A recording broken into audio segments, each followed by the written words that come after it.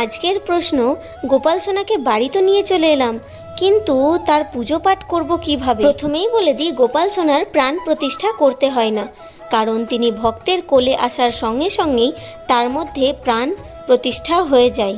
যখন গোপাল সোনা বাড়িতে আসছেন তখন তাকে ধূপ এবং প্রদীপ, শঙ্খ ঘণ্টা বাজিয়ে তার আরতি করে মিষ্টি মুখ করে গৃহপ্রবেশ করুন। তারপরে তার একটি সুন্দর নাম দিন। তারপরে নিজের গোপাল সোনাকে কোনো একটি সম্পর্কের মধ্যে বেঁধে ফেলুন, যেমন ভাই, বন্ধু, সখা, পুত্র বা ভগবান পরমেশ্বর।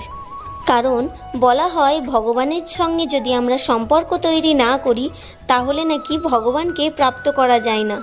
তারপরে পঞ্চামৃত দিয়ে তাকে স্নান করান এবং তার স্থাপন করুন এবং নিজের নিত্যদিনের পূজা আরম্ভ করুন। গোপাল সোনার সঙ্গে খুব সুখে থাকুন। রাধে রাধে।